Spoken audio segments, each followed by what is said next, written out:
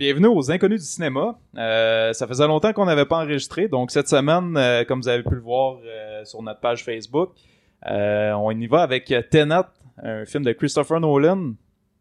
Ouais, effectivement. Puis je t'ai pas présenté, mais toujours avec Nicolas, Ouais. mon cher ami. Puis je sais pas si t'avais réalisé ça, mais ça fait quasiment 1 an. Ouais, j'ai vu passer. Ouais, j'ai vu ça sur. On avait un post qu'on a fait sur Facebook, puis ça disait que c'était un post qui était fait il y a 1 an. Ouais. Puis on était en train, je pense, d'enregistrer notre épisode sur It, qui était le premier qu'on a fait. Ça fait 1 an, un gros 1 an. 4 épisodes. C'est Exact. parfait. Ouais. C'est parfait, ça. On n'en fait pas beaucoup, mais là, on avait pris une longue pause de toute façon avec le COVID, puis on peut se dire qu'au cinéma, il n'y avait pas grand-chose. Ah, c'est ça. Fait que, de toute façon, aujourd'hui, on revient en force avec un épisode qui va être quand même assez chargé en informations. Tenet, qui est un film qui paraît très compliqué, hein. C'est ce que tout le monde dit, en tout cas. Mm-hmm. Ouais. Donc, Est-ce que c'est trop compliqué pour rien? ouais, c'est On exactement. le sait pas. Est-ce que le fait que ça soit tellement simple qu'il en devient compliqué? C'est ce qu'on va voir. Puis aussi, juste mentionner qu'aujourd'hui, c'est un épisode qu'on va faire uniquement audio, mais le vidéo va venir très prochainement. Ouais, on a, comme vous avez pu voir sur Facebook, on a Exact. un nouveau setup. Ouais. Donc, prochain épisode va être vidéo, c'est sûr. Ouais, enfin, on a une pièce consacrée vraiment au podcast. Fait Ouais. que ça, c'est bien. Ouais. On est confortable. Fait que j'ai très hâte d'enregistrer ça vidéo, mais pour l'instant, il va falloir juste avoir nos belles petites voix. Ben oui. Fait que J'ai hâte de faire avec ça. exactement. Est-ce que t'es prêt, Nick? Y avait-tu des choses Hey. que tu voulais me dire avant par rapport au cinéma? Non, pas vraiment. Pas Il se vraiment? passe tellement rien. Exact. On Fait pourrait que, juste mentionner que Mando saison 2, ça s'en vient. Mando saison 2, ça s'en vient très vite. Ça a l'air excellent. J'ai hâte de voir Exactement. ça. Ouais, puis ça a l'air très bon. Aussi, peut-être dans le thème, ben là, parce qu'on est quand même dans un film qui est science-fiction, on peut le dire quand même. Tu sais, Tenet, c'est un peu science-fiction. Ouais, oui, c'est bien certain. Ben, fait que on a une nouvelle série faite par monsieur Ridley Alien. Scott. Oui, Ridley Scott avec Travis Fimmel qui joue Ragnar dans Viking. Ben, en tout cas, qui jouait Ragnar. Là, désolé, spoiler, mais il n'est plus. Donc, c'est une série qui a l'air très bon. C'est Raised by Wolves, un enfant de même. Ouais. Fait que j'encourage le monde à aller voir c'est quoi, si vous savez pas c'est quoi, pour les fans de science-fiction. Puis, à part de ça, écoute, y a pas grand-chose à dire. Non. Fait que on va y aller avec On notre peut gros se morceau. lancer. Ouais. Ouais. Tu veux-tu faire comme d'habitude ta fiche technique? Let's go, on puis changera pas les vieilles habitudes. Fais Donc, ça. Tenet sorti en 2020. Le premier film à l'ouverture des cinémas. Premier nouveau film Exact. qui était censé lancer Ouais. qui était censé relancer le cinéma, les films en salle. Exactement. Parce qu'il faut le dire que du autres, justement, on a été le voir, ben, il est juste disponible en salle de cinéma, mais on a été le voir justement au cinéma, puis les salles, tu sais, ça fait dur, là. Il y a pas beaucoup de monde, ben, il y a déjà pas beaucoup de films. On dirait que c'est comme un peu encore mal vu, le fait d'aller au cinéma avec la COVID. Donc, un petit message spécial qu'on pourrait faire, c'est qu'on remercie beaucoup Nolan d'avoir sorti son film quand même, malgré les circonstances, parce que contrairement à beaucoup d'autres qui repoussent les dates sans fin, lui a quand même voulu lancer ça, puis c'est très bien qu'on ait pu avoir un gros film au cinéma. Là. Ouais. Ben, il a été repoussé à la base, mais Ouais, c'est sûr. il l'a quand même sorti malgré tout. Donc, Exact. C'est merveilleux. C'est ça. Puis il aurait pu le sortir aussi direct en vidéo, comme beaucoup de productions font présentement. Mais non, il a été au cinéma, puis c'est bien correct de même. Exact. Moi, j'étais vraiment content d'aller revoir un film au cinéma. Là. Ouais. On dirait que ça faisait longtemps que j'avais pas vécu ça, puis écoute, c'était un plaisir d'aller au cinéma, puis de découvrir des nouveaux films. Vraiment, là, j'ai bien aimé ça. Ouais. Donc, comme je disais, Tenet 2020, Oui. un film de 150 minutes. Exactement. C'est un film avec un budget de 205 millions. Je crois Ouais. que c'est le plus gros budget de Nolan OK. à date. Ah, ça aurait Si été je me intéressant de trompe pas. vérifier. Puis je pense qu'il y a une partie du budget qui s'en va quelque part, que je vais en parler tantôt, mais qu'on s'est Exact. rendu là. Tout à fait d'accord. Donc, je vais y aller avec le casting. Ouais. On a John David Washington, qui Oui. joue personnage du merveilleux nom, Protagoniste. le protagoniste. Qui est le protagoniste de son propre film en plus. Ouais, exactement. Ouais. On a notre très cher Robert Pattinson, Oh, yeah. qui joue Neil. Yes, sir. On a Elizabeth Debicki, qui joue Catherine Barton. Ouais. Dimple Kapadia, qui joue Priya. Puis Kenneth Mm. Branagh, je sais pas trop comment le dire, qui joue Andrei Sator. Le gros méchant. Le gros méchant. Le gros méchant qui a l'air méchant puis qui est bien méchant. Exactement. Fait que c'est pas mal ça pour... je peux le dire aussi la musique. Oui, je l'avais noté justement. Tu l'avais noté. Habituellement, c'est Hans Zimmer qui travaille avec Nolan. Mais Hans Zimmer pouvait pas parce qu'il travaille sur Dune. Exact. Donc, ils ont fait affaire avec Ludwig Göransson. Oui.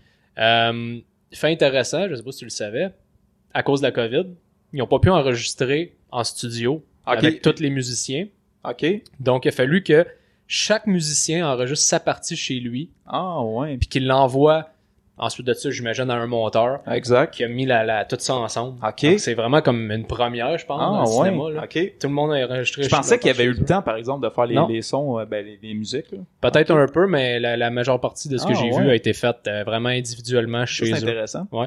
Justement, tu disais que Hans Zimmer a pas pu être avec Monsieur Nolan. Tu pourrais peut-être mentionner pourquoi. Ben, je l'ai dit. Ah, tu l'as dit? Tu suivais pas, mais il travaillait sur Dune. Je regarde mes faits. Ça fait quand même un bout. Mais, ok, je suis désolé, j'avais pas, j'étais ailleurs à ce moment-là. Ouais, il travaille sur Dune de notre bon vieux Denis Villeneuve. Exactement. Qu'on a très hâte de voir. Dune, pour vrai, c'est un des films qui me hype le plus. J'ai vraiment très hâte de découvrir ça. Ah, c'est sûr qu'on va avoir un podcast là-dessus. Ah oui, c'est clair. Ça, Puis c'est justement, sûr. peut-être un retour. On avait eu beaucoup de bonnes idées à travers la COVID pour enregistrer qu'on n'a pas fait. Mais un moment donné, ça serait le fun de faire peut-être un recap d'une filmographie d'un réalisateur. Puis là, justement, avec l'approche de Dune, peut-être éventuellement, on pourrait revenir sur ses films. Ouais, peut-être. Denis Villeneuve. Mais c'est sûr que Dune, ça va être un gros morceau. Ça Ah aussi. oui. Un bon science-fiction comme Denis nous a prouvé qu'il est capable de faire avec Arrival puis Blade Runner. Puis je dois quand même le mentionner, c'est pas mal toi qui m'as fait découvrir Denis Villeneuve, là, parce qu'au départ, j'avais vu, je pense... Prisonnier, puis j'avais vu il a fait un film québécois, je pense c'était Feu quelque chose.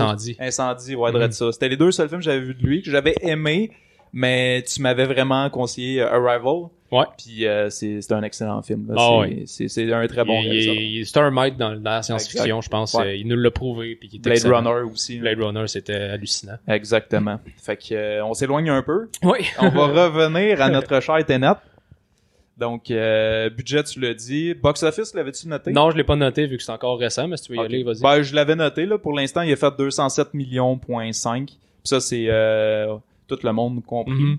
Fait que, ce qui est quand même, il rentre dans son argent. Ouais.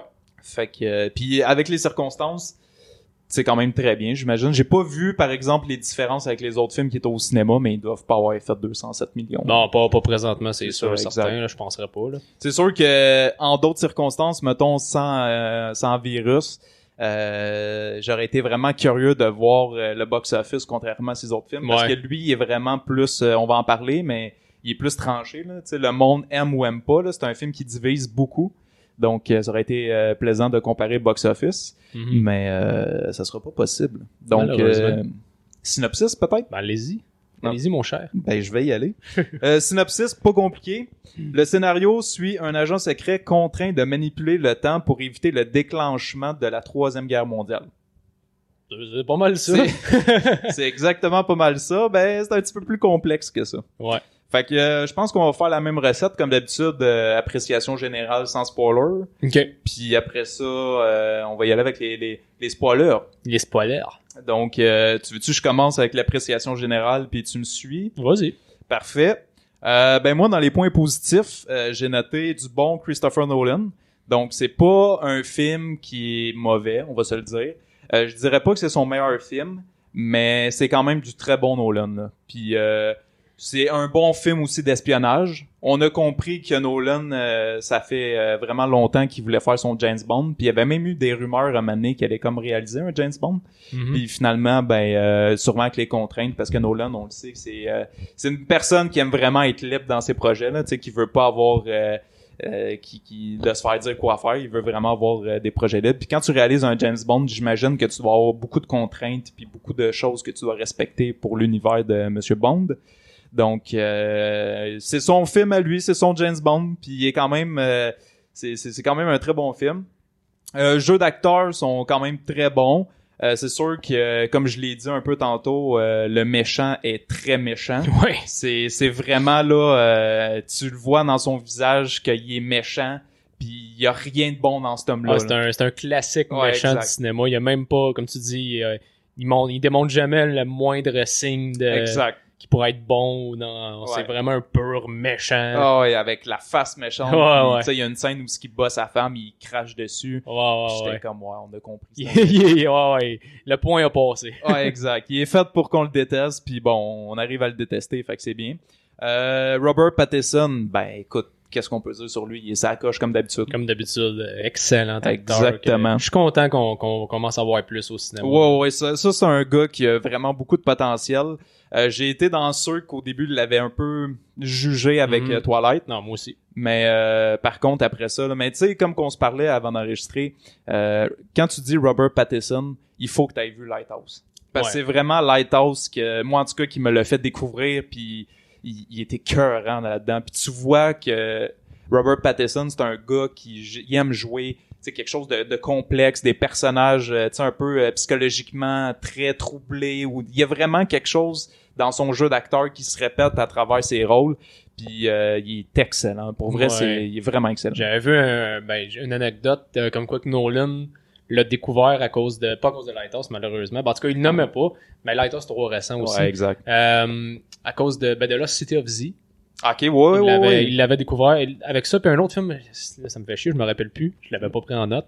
Mais il avait découvert vraiment Robert Pattinson grâce à ces films-là, puis c'est pour ça qu'il a décidé qu'il le voulait dans son film. Ok, c'est lui qui le voulait? Ouais. Ah, ça, je le savais pas. Okay. Il a pas juste été faire une audition, c'est vraiment, il le voulait. Parce qu'il l'avait vu dans ces films-là. Il faut dire aussi, justement, on a fait un épisode sur Lost City of Z, qui est quand même un très bon épisode si vous l'avez pas vu. Ouais. Puis, on avait parlé beaucoup de Robert Pattinson, qui était quand même excellent aussi. Ouais. C'est là que je l'ai découvert. C'est vraiment avec Lighthouse que j'ai vraiment plus... Puis un fait intéressant que tu nous avais dit, t'avais pas remarqué que c'était Robert Pattinson, me semble. Dans Lost City of Z, exactement. J'avais pas... La seule fois que je l'avais vraiment vu avant, c'était dans Twilight, que comme toi, je le jugeais vraiment. Puis dans Lost City of Z, il y a comme une barbe, puis je la connaissais pas. Puis c'est quand j'ai fait mes recherches sur le film que j'ai vu Caroline. OK, puis ça m'a permis de plus l'apprécier. Exactement, ouais. Puis là, Star, qu'on sait que ça va être le prochain Batman. Ouais. Puis son Batman, il a l'air vraiment très, très bon. Ouais, j'ai hâte de voir ça. Exact. Donc, voilà. Encore Robert Pattinson. On n'a pas fini avec lui, on va en reparler beaucoup dans l'épisode. Ouais. Parce qu'il faut le dire quand même, son personnage dans le film, il est quand même... C'est le cœur du film. Mm-hmm. Fait que c'est sûr qu'il va revenir très souvent. Pour l'acteur, le protagoniste, on va l'appeler de même, c'est le fils de Denzel Washington, qui est quand même un fait intéressant qu'il y a pas beaucoup de monde qui le savait.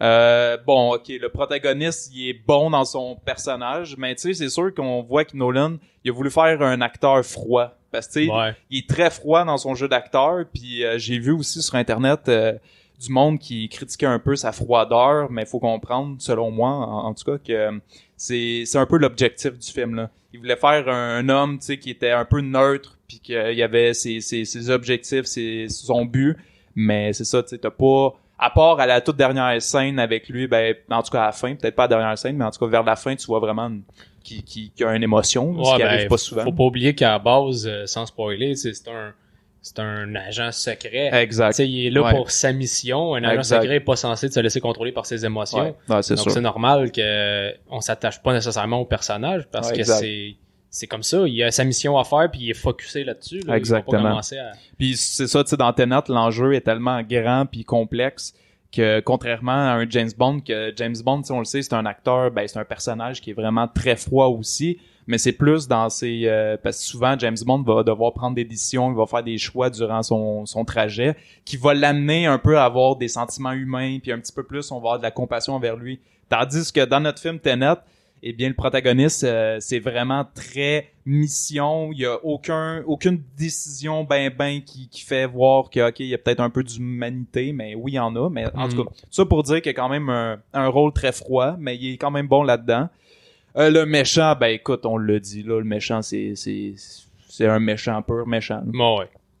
Le concept du film est un point positif parce que le concept est vraiment très bon. C'est, comme qu'on l'a dit, un film d'agent secret avec un enjeu quand même complexe. Puis c'est de la façon qu'ils vont aller jouer dans le paradoxe du temps qui est très intéressant. Fait que ça, de toute façon, on va en reparler un peu plus dans la partie spoiler. C'est moi, je l'ai vu 2 fois pour avoir une bonne critique dessus. Puis c'est un film extrêmement rythmé. Tu sais, quand j'ai vu la première fois, les scènes s'enchaînent très vite. Puis la deuxième fois, je pensais que j'allais peut-être avoir des longueurs. Mais non, c'est vraiment un film qui est très, très, très rythmé. Tu t'ennuies vraiment pas. La succession de scènes, c'est tout le temps, tu sais, t'as tout le temps quelque chose à aller comprendre dans la scène, puis ça va extrêmement vite. Fait que ça, c'est une très bonne chose. C'est un film qui coule très bien. C'est ça, pas vraiment de longueur. Bon, ok. Malheureusement, les soundtracks, j'ai trouvé que ça paraissait que Nolan n'était pas là. Tu sais, les soundtracks, je pense que c'est un Russe, la personne qui faisait les soundtracks. Je le sais pas. Ou allemand, je sais pas, mais ces soundtracks sont vraiment bizarres. Ben, c'est Nolan voulait ça, en fait. OK. Comme, par exemple, dans le film, quand ils sont à l'envers, quand ils sont à l'envers, la musique a été inversée. OK. Puis Nolan a enregistré comme sa respiration. OK. Il avait respiré comme vraiment intense. Il a pris ça un peu de Stanley Kubrick qui avait fait ça en 2001, l'Odyssée de l'espace. OK. Où il s'enregistrait vraiment respirer comme un peu intense.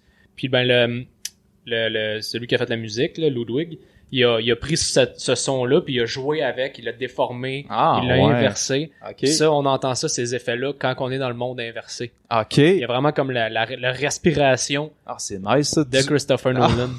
C'est Christopher Nolan qui voulait ça. C'est puis, fucked up, ça fait une musique vraiment particulière parce que la musique, comme je dis, elle va être normale, des fois elle va être inversée. Exact. C'est très spécial. J'avais un peu le feeling, je sais pas si t'avais vu la série télé, c'est une mini-série sur l'explosion nucléaire qu'il y avait eu à Tchernobyl, justement. Ouais. T'as vu la série Tchernobyl? Ouais. Bon, ben, les soundtracks dans Tchernobyl, c'est très comme industriel, là. C'est comme mécanique, c'est des sons étranges. Puis dans Tenet, on dirait que c'est ça, le beat, la musique, souvent c'est des bruits étranges, c'est un feeling vraiment vraiment spécial.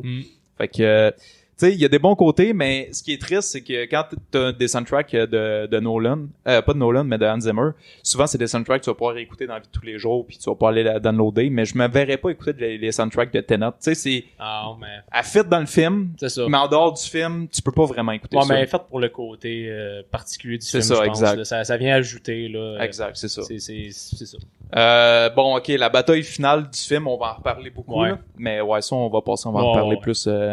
je sais pas si t'avais remarqué, mais j'ai vu quand même des petites contradictions à certains moments dans le film au niveau de quand il inverse le temps, parce qu'il donne pas beaucoup d'explications. Puis quand que tu vois qu'il est inversé, il t'explique que la respiration, elle sort pas de tes poumons, mais elle rentre dedans. Ouais. Puis là, ils disent que ça prend un masque justement pour bien respirer. Mais à certains moments, ils sont en inversion, mais ils ont pas de masque. Ouais, ça, on va en parler tantôt. Là, ouais, c'est ça. Mais là, c'est quand même... il y a des petites affaires qu'on dirait qui marchent pas. Là. Fait que ça, c'est d'un côté négatif, malheureusement. Les dialogues de ce film-là sont fuckés. Pour vrai, là, c'est vraiment une partie que j'avais beaucoup de difficultés. Je l'ai vu 2 fois, puis toujours, on s'en est parlé tantôt, mais la scène avec Michael Caine, c'est très dur à suivre. Je sais pas si c'est moi qui était vraiment pas là, mais à 2 reprises, cette scène-là, j'étais assis au bout de mon siège pour mettre concentration à 100 000, puis je suis pas la conversation. Fait que des fois, les dialogues sont vraiment spéciaux. À part de ça, qu'est-ce que je pourrais dire? Je pourrais un peu dire que c'est pas vrai qu'en tant que tel, le film doit prendre 2, 3, 4 visionnages pour le comprendre. L'enjeu du film, tu le comprends très bien, mais c'est les subtilités que le film cache que tu peux ne pas voir à un seul visionnement. Donc, est-ce que le film nécessite vraiment beaucoup de visionnages pour le comprendre? Non. Mais c'est ça, tu peux comprendre très facilement quand même l'enjeu. Tu sais, c'est pas compliqué. Il y a un méchant qui veut détruire le monde. C'est ça, exact. Fait que tu sais, c'est vraiment pas compliqué, mais c'est vraiment dans toutes les subtilités que là, ça devient compliqué. Fait que, part de ça, je pense que j'ai fait le tour de tout ce que je pouvais dire sans spoiler. Je vais y aller. Ouais, vas-y. Ça va être plus court, là. Je vais faire ça plus court parce qu'on a dit beaucoup. Ouais. Justement, pour en revenir avec le nombre de visionnements. Ouais. C'est sûr que, comme tout Nolan, à force de le réécouter, tu vas tout le temps découvrir des nouvelles choses. Exact. Mais l'enjeu de base est vraiment clair, comme tu dis. Puis, tu sais, ça, c'est une critique que j'ai à faire, pas envers le film, mais envers les gens qui ont critiqué le film. Ouais. Qui sont négatifs. Beaucoup de gens disaient que le film faisait aucun sens, puis que c'était juste nous garrocher des affaires pour nous mindfuck, si on veut, puis que on comprenne rien puis qu'on soit comme c'est un génie parce qu'on n'a rien compris là. Exact. Mais non, pas en tout. Ouais. Tout fait du sens dans le film. Exact. Faut juste vraiment quand on écoute ce film là, il faut être extrêmement attentif. Oui. Puis tout est là, tout fait du sens. Mais malheureusement, il y a des gens qui voient pas ça, puis c'est pas un film pour tout le monde non plus. C'est pas un film pour monsieur, madame, tout le monde là. Exact. Monsieur, madame, tout le monde va avoir un bon temps. Moi, je pense qu'on va passer un bon moment. Ouais. Parce que c'est un bon film d'action.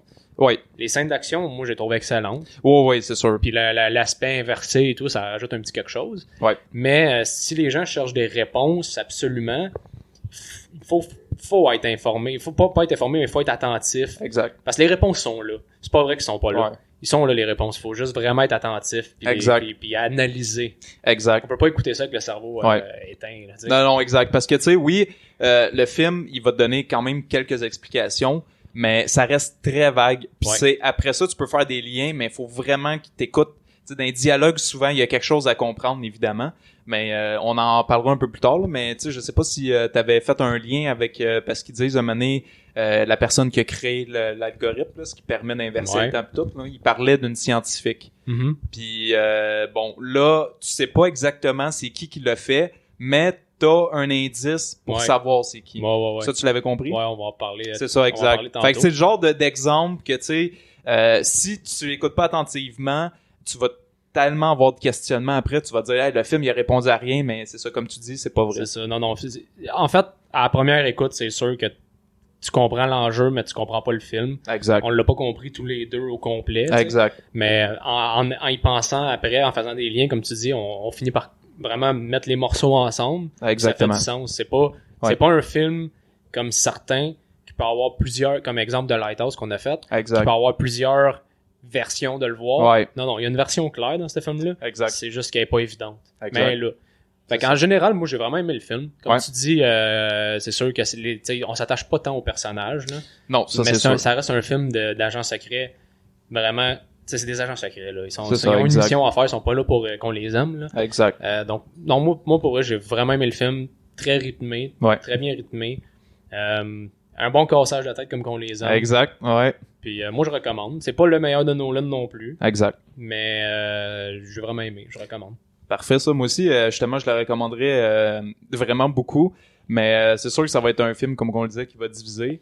Puis, tu sais, il y a un aspect que j'ai vu beaucoup sortir sur les réseaux sociaux que j'étais pas d'accord aussi. C'est le fait qu'il disait que ton film est pas un bon film quand t'as pas d'explication, puis que là, avec les théories que le monde doive, parce qu'en tout cas, il y avait certaines personnes qui disaient que le film te donne tellement pas de réponse que là, tu dois te créer tes propres théories pour essayer d'améliorer la qualité du film. Mais ça, c'est pas vrai parce que le film, oui, il répond à beaucoup de choses. Oui, il reste vague quand même. Mais les théories, c'est pas le monde qui les crée pour rendre le film meilleur. C'est le film qui pose des actions qui fait en sorte que ton film peut avoir des théories. Puis c'est là que toute sa complexité prend naissance, là. Puis c'est ça qui est intéressant d'un film, quand que tu peux essayer de comprendre certaines choses, de te faire des théories parce qu'il s'est pas expliqué. Tu sais, justement, on parlait de 2001, l'Odyssée de l'espace, mais c'est encore un film qu'aujourd'hui, je pense pas qu'il y a vraiment une version définitive de la compréhension du film. Là. Puis pourtant, ça reste un des plus grands films qui a été Exactement, fait. Ouais.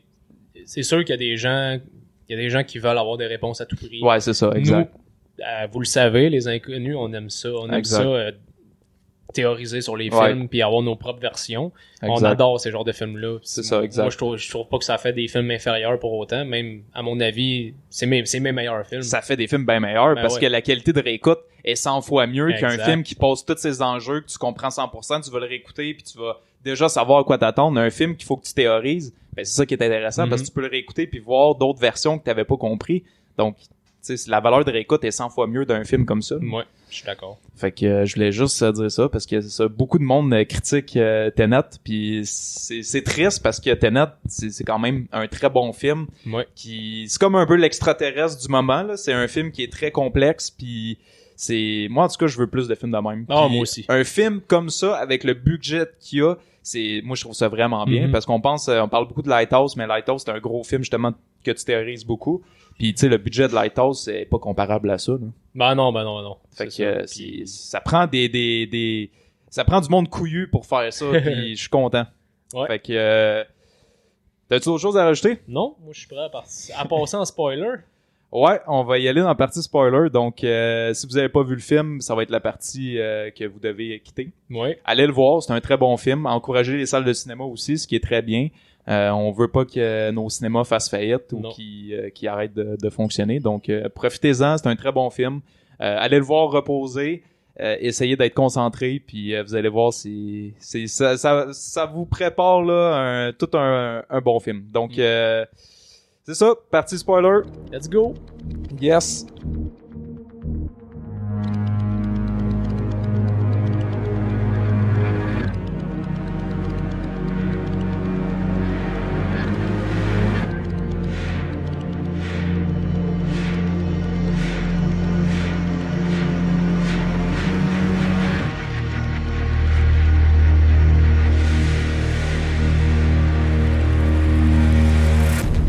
Donc, partie spoiler, mon petit Nicolas. Eh oui, mon petit Kevin. Là, on va embarquer beaucoup dans les théories, subtilités du film. Ok, fait que là... Tu veux-tu aller tout de suite dans les théories? Parce que je vais parler de vite. Tantôt, j'avais parlé du budget. Oui. Je sais pas si tu savais où est-ce que je m'en allais avec ça. Non. Ok. Comme je disais, un très gros budget. Il y a une scène en particulier au début du film. Au début. Bon, quand même dans le début. Quand que... La scène d'opéra? Non, pas la scène d'opéra. Okay. C'est la scène avec l'avion. Ah, ben oui. Quand ils font crasher un avion. Oui, puis ils l'ont fait pour vrai. Ils l'ont fait pour vrai. C'est un vrai Boeing 747 qui ont crashé. Ah, c'est malade, ça. Moi, je pense qu'il y a beaucoup de budget qui est allé là-dedans. C'est sûr. J'ai regardé, un Boeing 747 vaut environ plus ou moins 250 millions. Fait qu'on est déjà en haut du budget. Je le sais que Nolan a été dans une place où il y avait comme des avions défectueux c'est qui ont sûr. acheté un Boeing. Là. C'est sûr. Mais tu sais, même brisé, combien ça peut valoir un Boeing 747? Cher. Très cher. Fait que moi, je pense qu'il y a une bonne partie du budget qui a passé juste dans cette scène-là. Mais la scène était écœurante. La scène est malade. Là. Ouais, était pour dire qu'il a décidé, non, moi, je vais prendre un vrai Boeing. Ouais, c'est malade. Pas de CGI. Mais c'est justement ce qui fait... Puis tu sais, je pense pas mal tout le monde est d'accord sur cette scène-là, c'est une scène impressionnante. Puis tu le vois là quand c'est filmé, de la façon que c'est fait, que c'est vraiment vrai là. Ouais. Puis ça donne un effet là, c'est cœur. Hein. Oh, sérieux. Mais les scènes d'action sont tellement... Ouais. Une scène que j'avais vraiment trouvé bonne, là, c'est... en fait, toutes les scènes sont bonnes. Là, mais exactement. comme une des premières scènes de combat que j'avais trouvé badass, c'est quand que... Dans la cuisine? Dans la cuisine, quand John David Washington, le protagoniste, se fait attaquer par les Russes. Ouais, exact. Qui les éclatent. Ouais. J'avais tellement trouvé ça écœurant comme scène de combat à main nue. Là. Ça, je suis bien d'accord, c'est vraiment une très bonne scène. Un peu courte. Ouais, il aurait pu l'allonger un peu, mais c'est vrai que c'était vraiment nice. Là. Ouais, puis ça, c'était avant qu'on tombe dans les scènes inversées. Là. Exactement, là, quand on arrive dans les scènes inversées, là, boy.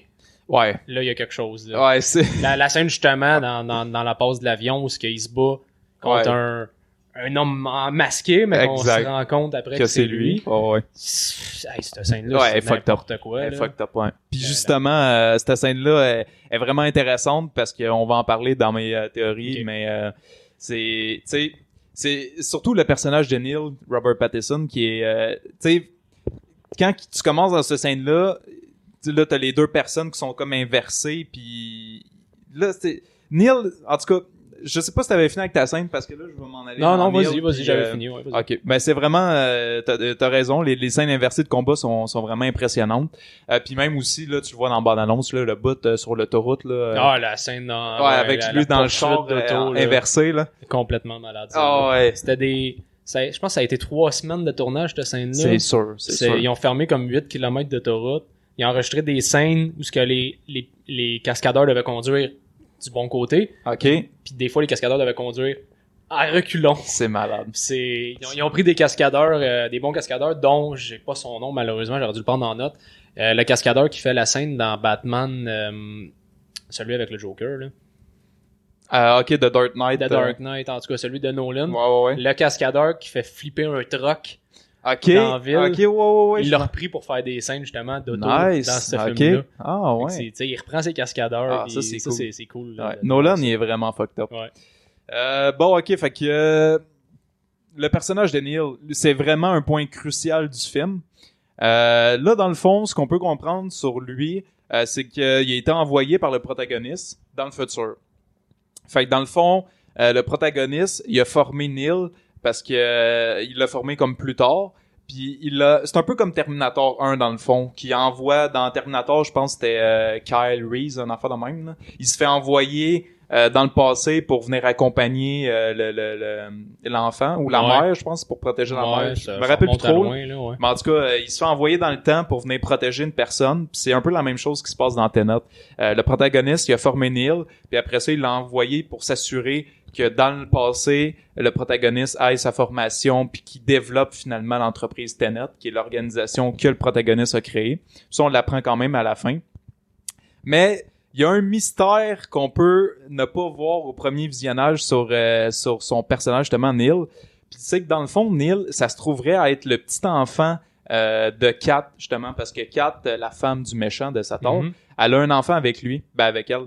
En fait, ensemble, ils ont un enfant. Puis cet enfant-là, tu sais pas trop grand-chose sur lui, mais ça se trouverait à être Neil, justement, dans le futur. Puis ça, c'est vraiment intéressant. Puis il y a quand même une bonne scène où ça te le dit. C'est que, dans le fond, un moment donné, il cherche la date exacte parce que le méchant du film va comme se suicider. Puis là, il cherche à savoir c'est quand la date qu'il va se suicider. Puis il me semble que c'était comme le 14... là, je me rappelle plus du mois, mais on va dire, mettons, le 14 juin. Puis la mère, justement, elle se rappelle plus de ces vacances-là, parce que c'est des vacances qui avaient été passées au Vietnam. Puis là, le protagoniste, il demande, tu sais, quelle date qui pourrait se suicider à cette journée-là, qui aurait un côté, un attachement, ça serait sentimental. Fait que là, sa mère, Kat, a dit, OK, peut-être les vacances au Vietnam, mais elle dit, je me rappelle plus la date. Puis Neil, c'est le seul que spontanément, il répond avec précision la date, puis il répond exactement le lieu où ce qui était, puis ça, il pouvait pas le savoir. Également, là, on peut voir aussi que les cheveux de l'enfant ressemblent étrangement aux cheveux de Neil. Fait qu'un autre petit signe que c'est la même personne. Puis j'avais noté, je pense, un autre facteur qui nous montre... non, c'est ça. C'est avec ces deux signes-là qu'on peut comprendre que dans le fond, c'est la même personne. Puis aussi, justement, on peut voir quand que la mère, à un moment donné, elle reçoit une balle inversée puis elle est blessée. Neil en prend vraiment beaucoup, beaucoup soin, mais plus que ce qui serait normal de faire. Ce qui est vraiment étrange parce qu'il y a un attachement avec cette femme-là qu'on comprend pas vraiment parce que c'est juste un agent qui est engagé. Fait que, tu sais, l'attachement, c'est vraiment suspect. Puis aussi... tu sais, la façon que le film, tu sais, avec l'inversion du temps, c'est logique que l'enfant soit dans le fond Neil, puis que le protagoniste, il va comme attendre qu'il ait un certain âge pour le former, puis s'assurer que justement qu'après ça le protagoniste suive le courant normal pour qu'il aille chercher l'organisation, puis qu'en tout cas il crée tout ça. Fait que un autre petit signe qu'on peut voir, c'est justement, t'en parlais tantôt, la scène quand il rentre qui est comme éclairé rouge-bleu, là, puis c'est la première scène où ce que tu vas vraiment voir le combat d'inversion. Quand il arrive devant les deux portes, à côté des deux portes, t'as deux switches, puis t'as une switch rouge puis une switch bleue. Puis on se rappelle que dans le film, il montre très bien à la fin avec la mission qu'on comprend focale, que le bleu, c'est le voyage du passé, le rouge représente le futur. Puis Neil, il rentre dans la porte rouge, tandis que le protagoniste, lui, il rentre dans celle de bleu. Fait qu'on comprend que ce moment-là, le protagoniste, il vit dans le passé, puis Neil, lui, c'est comme la personne qui représente le futur. Donc, c'est ma théorie, puis c'est ce que tout le monde aussi pense. Puis ça fait vraiment du sens de voir que Neil, c'est le petit enfant. Là. C'est très plausible. Dans ce film-là, des affaires peuvent arriver, mais ça fait beaucoup de sens. Surtout que on s'entend que l'enfant dans le film il sert à rien sinon. Exact. À part ça, là, c'est un enjeu. Elle veut pas perdre son enfant. Ouais, mais, exact. C'est des agents secrets, ils en ont rien à. Ouais, techniquement, ils devraient s'en foutre d'elle et de l'enfant, mais ils s'en foutent pas. C'est ça. Ce qui montre que il y a probablement un lien, comme tu dis. Exact. Puis tu sais, en plus, qu'il se rappelle la date exacte des vacances au Vietnam, ce que même la mère se rappelle pas.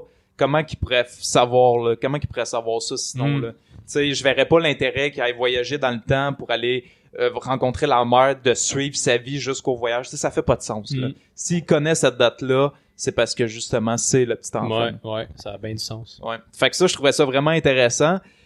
Puis, comme je le disais, dans le fond, on connaît aussi les lieux de la mort de Neil, parce que comme il était envoyé dans le temps pour protéger le protagoniste, à la fin dans la mission, on voit que... Parce que dans le fond, là, j'étais un peu à l'envers, mais c'est tellement complexe que j'ai comme trop de choses à dire. Pas le choix d'être à l'envers. Ouais, exact.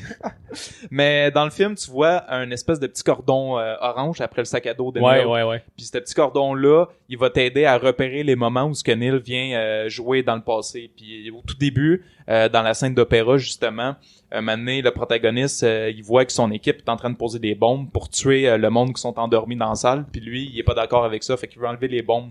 Puis là, t'as un agent qui le voit faire, puis il est pas d'accord avec ça, fait qu'il arrive pour le tuer. Puis là, t'as justement Neil qui se pointe, puis avec une balle inversée qui le sauve. Mais tu vois juste comme l'inversion de la balle. Puis là, tu vois un autre gars militaire qui arrive, puis il dit hey, lui, il était pas avec nous. Puis là, quand il s'en va, Neil, tu vois son sac à dos avec le cordon orange. Là. Ça, tu l'avais vu? Ouais. Mais c'était pas son équipe qui mettait les bombes. Peut-être pas son équipe. C'était comme un genre de terroriste là, qui mettait les bombes. Les autres ils étaient dans une vanne au début. Ouais, mais ils étaient comme habillés de la même façon qu'eux autres, par exemple. Ils se sont comme faufilés là-dedans. Quand ils ont vu les gars sortir, c'est là qu'ils ont mis des patchs pareils comme eux autres. Ouais, c'est ça. Moi, ils attendaient de voir quel team que c'était. Ouais. Les autres devaient avoir une collection de patchs. C'est sûr. Ils se sont mis les patchs pour se faire passer pour eux autres. C'est ça. Fait que t'as raison. Puis on voit justement que Neil il est venu le sauver à ce moment-là. Puis dans le fond, Neil, justement, c'est un personnage qui est tout le long du film, qui a pas beaucoup de réponses sur lui, mais tu sais, son personnage est vraiment fucked up. Là, parce qu'il connaît tout, il sait tout. Puis justement, tu sais, lui, dans le fond, il a consacré sa vie pour protéger le protagoniste. Puis dans le fond, j'avais vu sur internet que ça disait que tu sais Neil un moment donné dans le film il dit qu'il a comme une maîtrise en biochimie ou je sais pas trop quoi. Puis tu sais son père Sator, il travaille justement avec toutes les radiations puis il est comme un peu là-dedans là je sais pas le terme exact là mais je sais pas si c'est de la chimie ou peu importe. Fait que tu sais il est déjà dans l'univers de la chimie, puis là en plus Neil il dit qu'il y a une maîtrise là-dedans. À quelques reprises dans son dialogue, il dit qu'ouvrir les portes pour lui c'est un jeu d'enfant. Fait que tu sais un jeu d'enfant, mais c'est sûrement pour faire allusion que l'enfant c'est lui. Donc c'est les petites affaires que j'ai vues. Je sais pas si toi il y avait quelque chose en particulier que tu voulais parler à propos de Neil. À propos de Neil, non pas vraiment, mais comme tu dis c'est vraiment quand on l'écoute, c'est pas clair, là, tu sais, qu'est-ce qu'il fait, puis d'où c'est qu'il arrive, puis tout. Exact. Mais il y a tous les indices sont là, justement, avec le sac, mais la ficelle, là, l'affaire dans le sac, l'espèce de cordon le cordon, là, mais tu sais, on le voit au début, mais on comprend pas. Ben non, c'est ça, exact. Ça prend vraiment le temps avant que tout se mette en place. Ouais, exact. Finalement, il est là depuis le début, là, c'est ça. Il fait juste aider le protagoniste depuis le début. Exact. Ouais, puis qu'il se sacrifie pour la cause. Là, je viens de voir, tantôt, j'avais parlé de la scientifique. Là. Je sais pas si t'avais compris un peu ce qui se passe avec elle. Ben, moi, ce que j'ai compris, je vais y aller. Vas-y. Ce que j'avais compris, c'est parce qu'on voit la scientifique pas mal dans le début, là, quand il y a l'histoire de la balle inversée. Exact. Puis que là, elle montre au protagoniste un bout de mur. Exact. Puis qu'elle fait des tests, puis là, elle montre les balles inversées, puis tout. Moi, ce que j'ai compris, c'est que ce mur-là vient de la fin, en réalité. OK. Mais ce mur-là viendrait du combat final du film. Exact. Puis que, au début, elle essaie de comprendre c'est quoi, mais en réalité, ça serait elle, probablement elle du futur, ou qui aurait créé l'inversement, dans le fond. Exact. Ben, c'est pas mal ça, écoute. Dans le fond, elle, on sait pas si... je pense qu'il dit son nom, mais plus tard dans le film, justement, le protagoniste, il demande à l'espèce d'indienne. Je veux pas être... joué par... tu l'as dit tantôt. Dimple Kapadia. Ouais, exact. Priya, son nom. Priya, c'est ça. Priya, il y a comme protagoniste, il y a une discussion avec elle, puis Priya a dit que ça a été créé par une scientifique qui s'est suicidée. Mm-hmm. Fait que puis on peut faire le lien avec elle-même, la scientifique qu'on voit plus tôt dans le film, parce que elle a dit qu'elle reçoit des choses du futur, puis elle sait pas c'est qui les envoie. Sûrement qu'une fois qu'elle du futur a comme analysé toutes les choses qu'elle s'est elle-même envoyées, elle a comme fini par créer l'inversion du temps. Puis après ça, elle a sûrement vu que les enjeux étaient trop élevés, puis elle a voulu comme... Parce qu'on dit à la fin que c'est elle qui a séparé l'algorithme en 9 parties, je pense. Il y en a 7 ou 9. Fait que peut-être qu'elle a voulu les disperser. Puis comme elle était la seule à savoir exactement où il était, elle s'est suicidée pour être sûre que personne finisse par les trouver. Puis là, avec l'inversion du temps, ben là, le méchant, il est venu jouer là-dedans. C'est là que c'est touché, ces films-là, parce que, tu sais, ça serait elle du futur qui envoyait ça à elle du passé. Exact. Pour qu'elle puisse le recréer. Tu sais, c'est ultra complexe. Aussitôt qu'on commence à jouer avec le voyage dans le temps, c'est ça, exact. C'est comme complexe, une loupe, tu sais, sans fin, parce que maintenant, je sais pas si tu savais c'était quoi, mais Robert Pattinson, il parle de la théorie, je l'ai noté ici, c'est la théorie du grand-père. Ouais, ok, ouais, je connais ça. Tu connais ça? Mm-hmm. Ah, exact. Okay. Moi, je savais pas c'était quoi, fait que je suis allé un peu voir ce que c'était. C'est que si tu tues ton grand-père, tu pourrais pas exister parce que ton grand-père aurait pas pu... Ouais. Puis là, à partir de là, ils font c'est comme une loupe parce qu'ils disent justement, si tu tues ton grand-père, logiquement, il a pas eu le temps de fonder les prochaines générations, fait que tu serais comme, t'existerais pas. Mais comment t'as pu aller le tuer? Ouais, c'est un paradoxe. C'est ça, c'est exactement. C'est un gros paradoxe dans le voyage dans le temps que beaucoup de films m'ont touché, mais que, ben, ils le font dans le classique Back to the Future. Ouais, exact. Si son père meurt avant que lui-même naisse, ben, il existe pas, mais comment il peut le tuer s'il existe pas? C'est ça, exactement. C'est touché, là. Puis moi, quand il parlait d'algorithme, là, pour vrai, je savais pas exactement la définition de c'était quoi un algorithme, là. Puis toi, tu savais-tu? Ouais. Tu le savais? Ouais. Ok, fait que juste moi qui étais stupide. Moi, j'étais comme, un algorithme, je savais pas trop c'était quoi, fait que je suis allé voir exactement la définition. Puis pour ceux et celles que peut-être l'algorithme, ça serait quelque chose qui ne savait pas trop c'est quoi. Ils disent ici, c'est une définition de Wikipédia, là. L'algorithme est un ensemble d'opérations dont l'application permet de résoudre un problème énoncé au moyen de nombre défini d'opérations. Dans Tenet, l'algorithme est une arme qui, avec un ensemble d'opérations, déclenchera l'inversion du temps. En résumé, deviendra une bombe.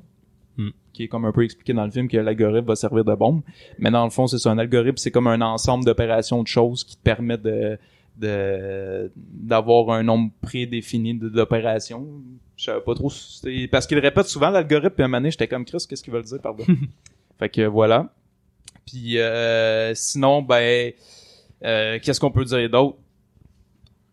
Je sais pas, moi ça me fascine. Ben, tantôt t'as parlé des scènes qui faisaient un peu pas de sens, comme qui devraient mettre des masques quand ils en mettent pas. Oui, exact, oui, c'est vrai. Donc j'imagine, tu penses à la scène de la fin de Elizabeth Debicki, Catherine Barton, qui veut tuer son mari. Exact. Fait qu'elle revient.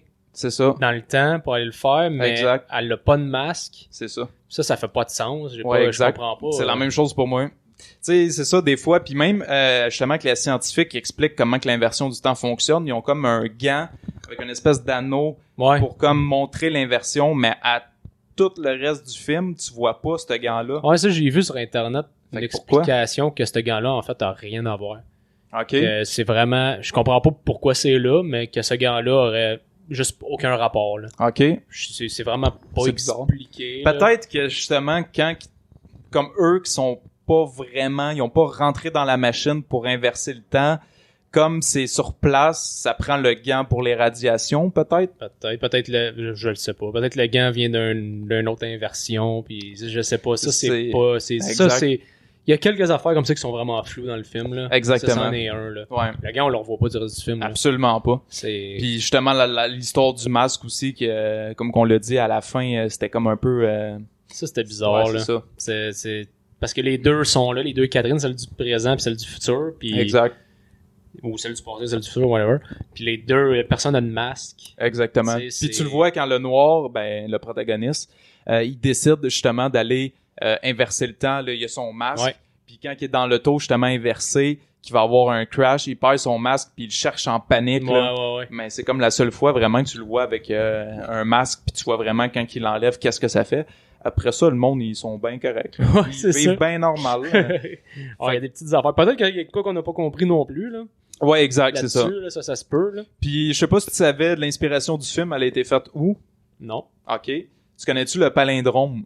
Un palindrome, le nom Tenet, c'est un palindrome. Là. Ouais, exact, mais il fait partie d'une liste parce que le palindrome, d'après ce que j'ai vu, c'est une espèce de pas une roche, mais en tout cas, ça a été comme ouais, ça a l'air d'être une roche qui a eu 5 mots qui ont été gravés. Ouais. Puis... j'avais vu ça, ouais, exact. Fait que l'inspiration de Tenet viendrait de là. Puis t'as tous les mots que tu vois sur le palindrome, ils sont représentés dans le film. T'as Sator qui est le nom du méchant.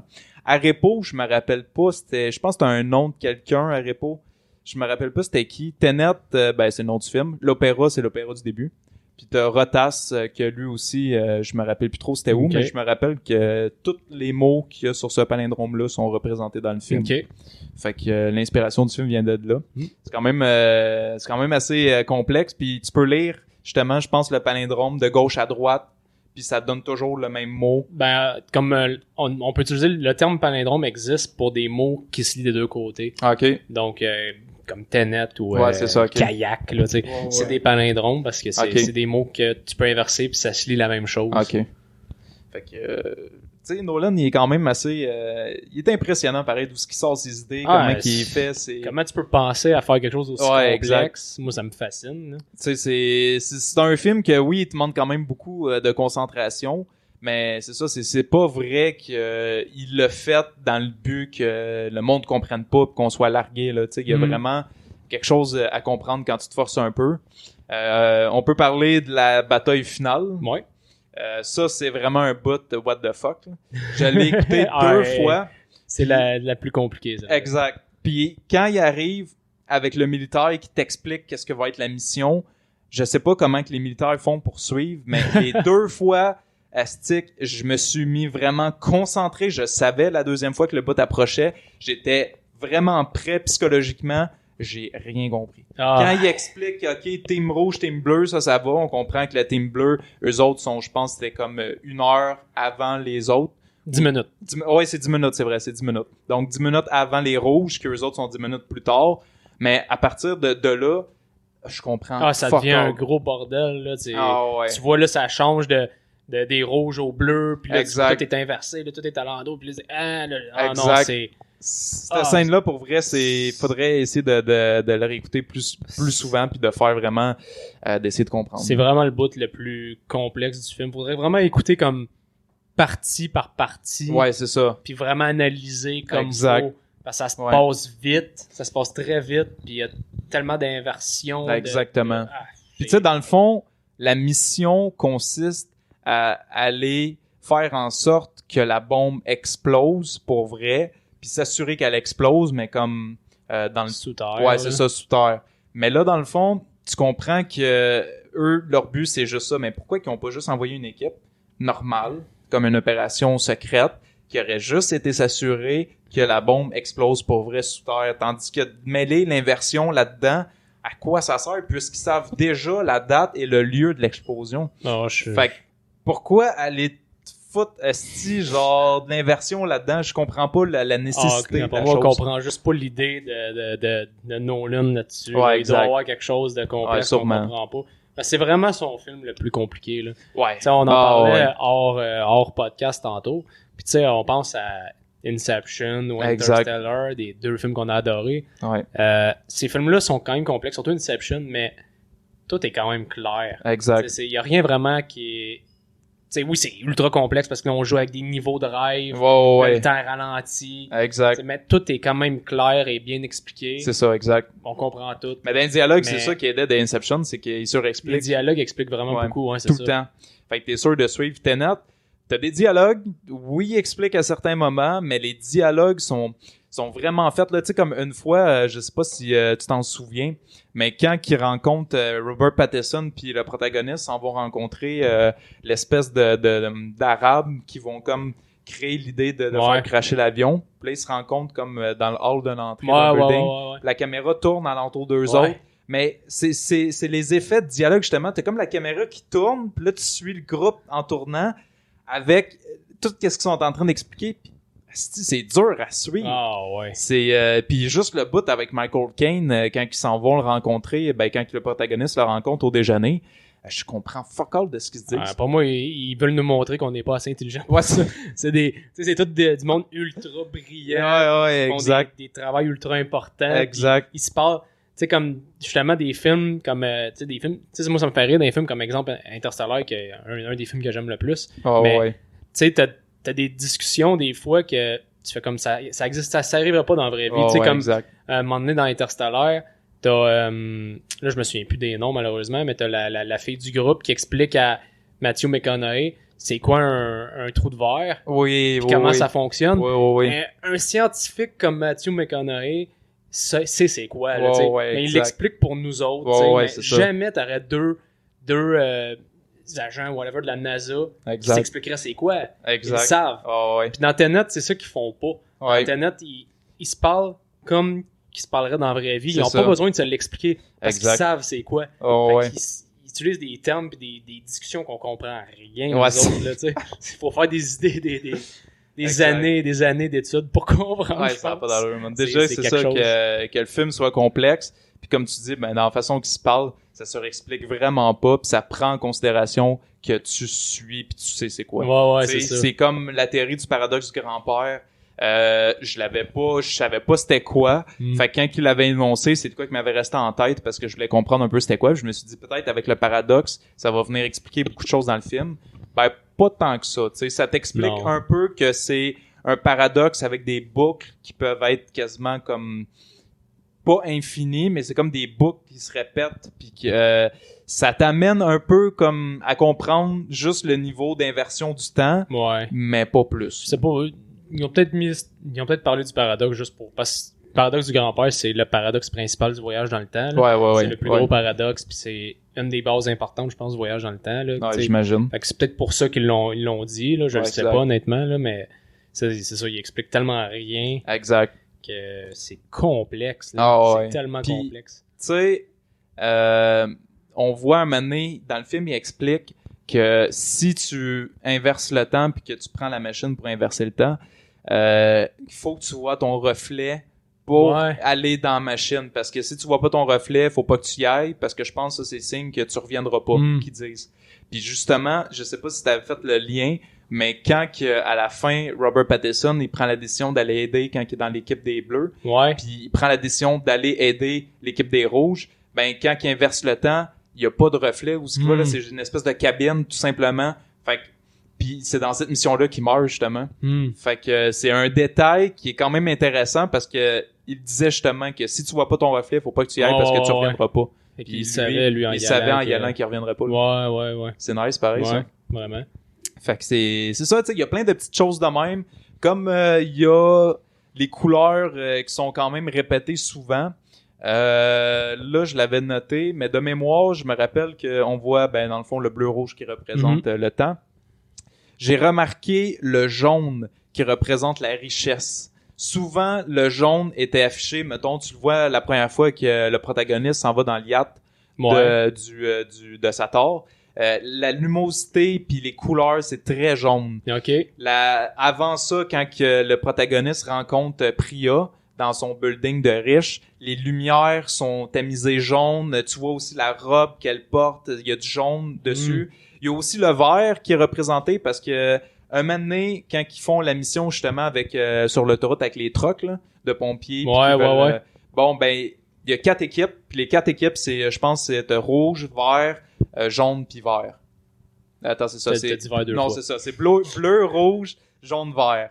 Mais le vert, j'ai pas fait le lien, mais bleu, rouge comme je l'ai dit, c'est l'inversion du temps. Puis le jaune ça serait la richesse.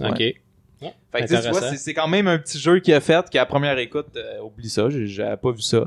Deuxième écoute, tu te focalises un peu plus sur certaines choses. Puis ben surtout que les couleurs, ils l'expliquent juste à la fin là. Exact. C'est vraiment quand t'arrives à la dernière scène là, la mission justement. Quand l'officier explique aux soldats comment ça marche, c'est vraiment juste là qu'il explique les couleurs. Ouais, exact. Ben, c'est là qu'il t'explique juste le bleu-rouge. Ouais, exact. Le bleu-rouge, exact. Exactement. Fait que tous les indices que tu vois tout le long du film, tu le remarques pas à première écoute. C'est ça, exact. C'est un film qui mérite une deuxième écoute. Je l'ai pas écouté 2 fois, malheureusement, mais exact. J'ai hâte de le réécouter, voir tout ce que je vais pouvoir remarquer de plus. Maintenant que je connais ça. Moi, c'est sûr que, écoute, c'est un Blu-ray assuré, puis je vais vraiment le décortiquer, puis je veux vraiment comprendre tout le film, parce que, tu sais, encore après 2 écoutes, il y a des affaires que je manque, là. Ouais. À part de ça, ben, écoute, je pense qu'on a fait le tour, hein? On a fait le tour, man. Je pense qu'on a la critique a été un peu à l'envers par bout, mais ça faisait longtemps qu'on n'avait pas enregistré. Puis Tenet, c'est un gros morceau. Ça fait avec le film, tu sais, à l'envers. Ouais, vous allez pouvoir écouter le podcast à l'envers, puis vous allez tout comprendre. Ouais, je sais pas si t'avais remarqué, ça a l'air que j'ai remarqué ça, je pense. Ben en fait, j'ai vu ça sur Internet. Je me rappelle plus c'est qui. J'avais checké une critique d'un gars, puis il disait que tu pouvais même voir dans un dialogue que tu pouvais inverser les dialogues pour comprendre la même phrase. Mettons, je te donne un exemple. j'ai faim, je vais aller manger. Mais tu pourrais dire, je vais aller manger, j'ai faim. OK, ouais. Il y a des inversions de même dans les dialogues que tu préfères, puis quand même comprendre la signification de la phrase. OK. Ça, c'est... je sais pas, le gars qui a dit ça, il a fallu qu'il le voit au moins 3-4 fois pour aller jusque-là. Pour réaliser ça. Mais ça a l'air qu'il y aurait ça dans le film. Fait que ça, je vais m'attarder là-dessus à la prochaine écoute. Je serais même pas surpris qu'il y ait des bouts que tu pourrais carrément écouter à l'envers. Exact. Ça ferait du sens. Ouais, exact. Ben justement, les bouts où ils se parlent comme à l'envers, là, je suis sûr que si tu prendrais juste ce bout-là, tu découpes, puis tu le mets en montage, puis tu l'inverses, je serais curieux de voir si vraiment ça va te donner la même chose. Ben, le pire, c'est que j'ai été surpris. Je pensais que ça avait été enregistré du bon côté, puis juste renversé quand il parle à l'envers. Mais le personnage de Sator, Kenneth Branagh, a vraiment appris à parler à l'envers en ajoutant un accent russe par-dessus. C'est malade. Pour le film. C'est ça que j'ai vu comme anecdote, si tu veux, c'est pas vrai. J'imagine que oui, là. C'est malade. Quand il est dans la scène, surtout avec Kat, tu vois qu'elle est blessée par balle inversée. Ouais. Là, il parle à l'envers. Mais ça aurait pas été juste inversé. C'est vraiment lui qui parlait à l'envers. Aïe, aïe, c'est malade. Ben, c'est ça, tu sais, c'est un film qui est vraiment extrêmement bon. Puis, tu sais, une dernière fois que je pourrais dire, j'avais vu beaucoup de monde, je sais pas si je l'avais dit en début, mais j'avais vu beaucoup de monde sur Internet qui disait que, Robert Pattinson, certains disent qu'il se démarque plus que les autres, mais en général, le monde disait que, tu sais, il se démarque pas plus, mais c'est parce que, tu sais, il faut comprendre que dans Tenet, comme je te disais hors enregistrement, que son personnage, il est théorique dans le film, tu sais, il va sacrifier, c'est lui dans le fond qui est le petit gars, il y a vraiment comme un impact très fort dans le film, puis il y a un spotlight sur lui parce que, tu sais, c'est le héros en fait du film. Ben, c'est vraiment lui qui s'assure que tout fonctionne. Fait que c'est sûr que quand tu fais un film avec un personnage comme ça qui a vraiment un impact majeur dans ton histoire, ben c'est sûr que ça le démarque plus que les autres. Au niveau du jeu d'acteur, comme on l'a dit, j'ai pas vu qu'il y avait un jeu extraordinaire parce qu'il est toujours bon dans peu importe ses films. Tu vas écouter Robert Pattinson, là c'est sûr que peut-être faudrait que je réécoute Twilight aujourd'hui et me dire hey, tu sais, la façon qu'il mord le gars dans le cou. Il était vraiment bon. On le regardait avec appréhension, tu sais, ces films-là, mais peut-être qu'il était vraiment excellent comme acteur. Exact. C'est un acteur qui se démarque, qui a fait tellement de rôles différents. Exactement, comme The Lighthouse, The City of Z, Twilight, pis ça. Exact. Pis ses rôles se ressemblent jamais, là. Oh, ouais, c'est là, ça. avec le nouveau Batman, on voit que c'est un acteur qui a un grand comment dire une espèce de flexibilité d'acting là, tu sais, il peut vraiment faire n'importe quoi là. Exact. Puis il est excellent. Malheureusement, encore beaucoup de monde ont de l'appréhension envers cet acteur-là à cause de Twilight, là, c'est dommage là. Exact. Ces gens-là, je les inviterais à aller voir The Lighthouse. Mais beaucoup de monde va être bloqué aussi parce que c'est en noir et blanc. Ouais, puis Twilight, pas Twilight, mais Lighthouse, c'est particulier. C'est très particulier, ouais. Mais c'est une révélation, cet acteur-là. Ouais. Exact. Ben, tu sais, même, genre, justement, je sais pas pourquoi que Lighthouse fait ça, mais tu sais, même, comment il s'appelle l'autre acteur qui joue avec Willem Dafoe. Exactement, qui est quand même un acteur qui a joué dans beaucoup de choses, mais écoute, avant The Lighthouse, je savais qu'il était bon, mais pas Willem Dafoe avait déjà fait ses preuves, mais lui, c'était surtout un acteur de théâtre. Oui, c'est ça. Puis, ça se voit dans Lighthouse. Là. C'est ça. Puis, tu sais, Willem Dafoe était déjà vraiment établi comme légende d'acting. Là. Exact. Puis, de le mettre aux côtés de Robert Pattinson dans Lighthouse, c'était pas les génies, mais là, si tu vois le jeu d'acteur. On est en train de faire un The Lighthouse 2, là. On va faire un deuxième épisode sur Lighthouse. Exact. Mais non, c'est Robert Pattinson. Là. Ouais. Mais écoute, je pense que ça conclut l'épisode. Ouais. Fait que tu y allais avec ta note. Oui, c'est vrai, pas donné de note. Tes notes, ok. Je donnerais un bon 7.8.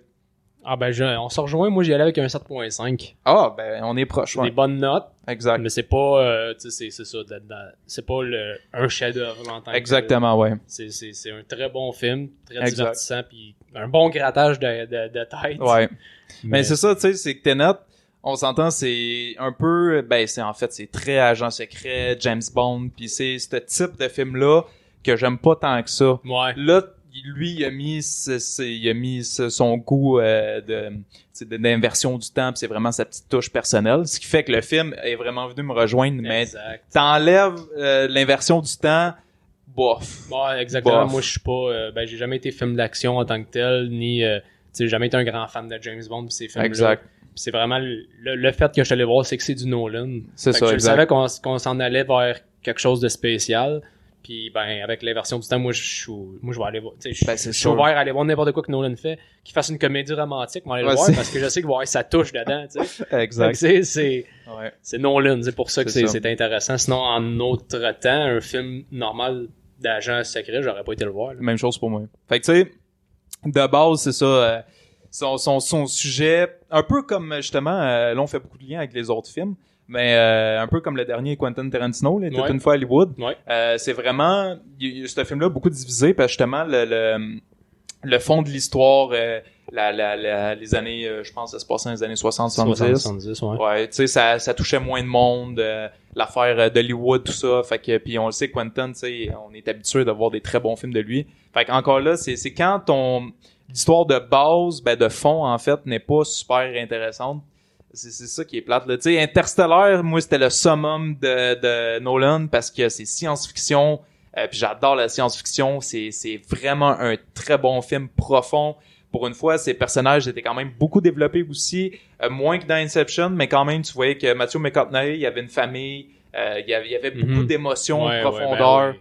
Fait que, très rempli d'émotions. Là, tu pars avec Tenet, que déjà, les personnages sont pas développés. C'est un film d'agent secret. Tu sais, tu pars rough, là. Fait que c'est ça. Fait que Tenet, tu sais, c'est pour ça que les notes sont peut-être pas au calibre de Inception, de Dark Knight. Mais c'est quand même un très bon film. Je vous encourage à aller le voir. Donc c'est ça. Tu me fais réaliser qu'on n'a pas fait encore d'épisode sur Quentin. C'est vrai. Pourtant, on est deux extrêmement grands fans de Quentin Tarantino. C'est vrai. On adore Quentin, puis on n'a jamais fait. Ouais, ça va venir. Il faut que ça vienne. Mais là, justement, on en repart. On a un nouveau setup, on l'a dit. Nouvelle vision aussi du podcast. Fait que on va essayer d'aller approfondir un peu nos qualités en tant que podcaster. Ouais. Fait que prochainement, on va vous proposer plus de contenu. Ce serait le fun de vraiment faire un film retour sur une filmographie. Là. Ouais. Ça serait vraiment bien. Ça serait un épisode qui serait très long, par exemple. Ouais. Il faudrait qu'on passe vite. Là. C'est ça, exact. On pourrait peut-être éventuellement faire ça, ouais. Tu sais, un Quentin a repassé ses films, puis moi, justement, on parlait beaucoup de Death Proof, là, que je déteste vraiment beaucoup, mais peut-être qu'avec une réécoute, je le verrais différemment. Peut-être, moi j'adore ce film. Ouais, fait que c'est ça conclut notre épisode. J'espère que vous avez aimé ça. Puis, allez au cinéma. Allez au cinéma, c'est important. Faites revivre ça. On veut pas que ça meure, on veut que ça reste. Exact. Allez au cinéma, vivez l'expérience d'avoir quelqu'un qui tousse, pas de masque, puis avoir un peu peur d'attraper le COVID. Là. Allez voir Tenet ou Mulan. Es-tu au cinéma Mulan? Il est sorti directement sur Disney. Puis le pire de ce qui était de Mulan, ça a l'air que j'ai vu ça passer quand je checkais le box-office de Tenet. Ça a l'air que Mulan aurait fait un meilleur box-office que Tenet, qui est sorti au cinéma, mais... C'est que Disney, c'est sûr que tu peux l'acheter pour toute la famille, là, tandis qu'au cinéma, tu payes individuellement. Mais Mulan, il est 30$. Là. Même si tu es abonné à la chaîne Disney+, il faut que tu payes en plus. Je pense que c'est 30 ou 35$ pour le regarder. Puis moi, je l'ai vu. Là, on fera pas une critique de Mulan. Mais on s'entend que payer 35$ pour ça. Là. C'est ça. Exact. S'il y a bien une chose qu'on fera peut-être jamais, c'est des critiques de films vraiment Disney. Là. Ouais. Les derniers qu'on a fait, c'était les Star Wars, puis on a vu comment ça a bien viré. Ouais. On retournera pas là-dessus. Bon. Fait que merci beaucoup de votre écoute. On espère que vous avez aimé l'épisode. Puis c'est ça. Restez à la prochaine. Ouais, puis si vous voulez écouter notre podcast,